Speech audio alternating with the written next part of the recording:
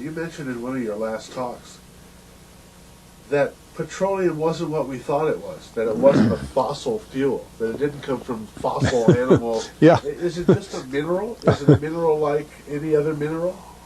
Is that how it, what would you say? What's the origin of You see, petroleum? when they first found petroleum, because they were beginning to make motors and needed on axles or wheels on railroad trains and all that sort of thing, and remember, trains started in the beginning of the 19th century, then oil went from just a lubricant to a fuel, and it made it valuable. And Rockefeller happened to be the smartest man in the business at the time, but he made most of his money, or much of it, off the transport of the petroleum as well as selling it. But one thing they realized was, because oil is putting a price on oil is like putting a price on a pail of water. You know, no initial cost. It's in the ground, and in those days they were, some of it, almost what you'd call surface mining the oil. They didn't go down deep. So in order to get the price up, they hit on the idea that they would have to make it appear to be scarce. That boy, after we take the next few barrels out, we're probably going to have to close as well. You know, that kind of thing. Well, a very fortuitous event. In 1892, there was a convention in Geneva of scientists to determine what organic substances are. Well, the definition of organic is a substance with hydrogen, oxygen, and carbon. And so it's usually a living substance, a tree. You analyze a dead tree, hydrogen, carbon, and oxygen, and grass, and so on, living things. Animals, we are hydrogen, oxygen, and carbon. So at this Geneva Convention, Rockefeller took advantage of sending some scientists over who said, oil, petroleum, is hydrogen, oxygen, and carbon.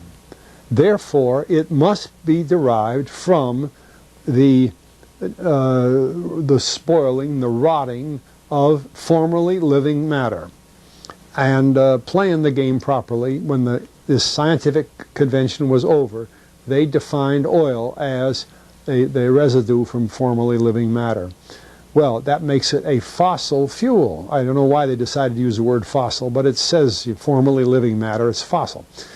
Well, of course, today, and another thing we should know is that there has never been a fossil, a real fossil, found below 16,000 feet. And you can't argue at 16,000 as a level line, because someplace the ground sinks and so on. But 16 is what the scientists say, 16,000. We mine oil, or we drill for oil, at 30,000, 33,000, 28,000 every day of the week. So right there we rule it out that it isn't fossil fuel.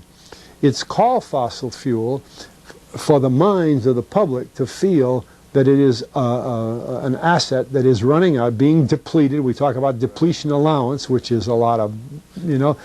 And actually, if you know the world's oil supply, you know that it is not going to run out for an awfully long time. It is the second most prevalent liquid on Earth. And we haven't begun to dig. Well, with all that background, you see, the people in charge of the petroleum business, for perfectly reasonable business things, just like any other man in a business, wants to keep his price as high as he can get away with. And the way to do is just say, well, there's no more. The last barrel is going to cost $1,000, and then it's all done. And they preach that stuff. What bothers me is that in geology books, it's in there. The geologists say it's a fossil fuel. Somehow they've been bought. I mean, I went to a 4-year federal staff energy seminar run by the government of the United States during the so-called energy crisis. I was the participant that represented the railroad industry. The airline industry was there. Every AA, administrative assistant of senators and congressmen, was there. The CIA was there, the Defense Department was there, the State Department was there.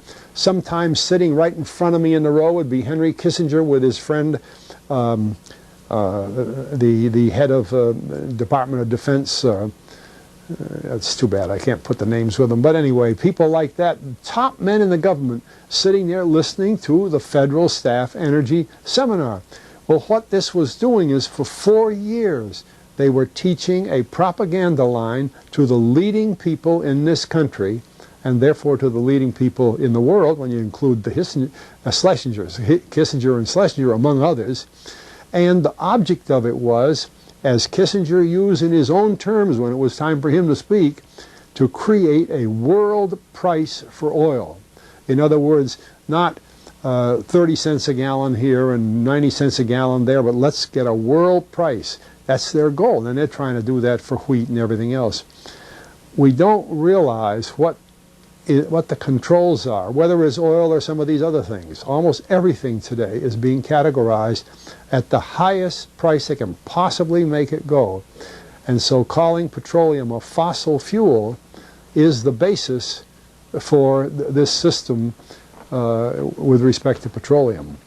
And I don't know if the name Arthur Kantrowitz rings any bell. Arthur Kantrowitz is the head of the Kantrowitz Labs, set up by the Avco company near Boston, scientific laboratories, and a great man in the scientific world.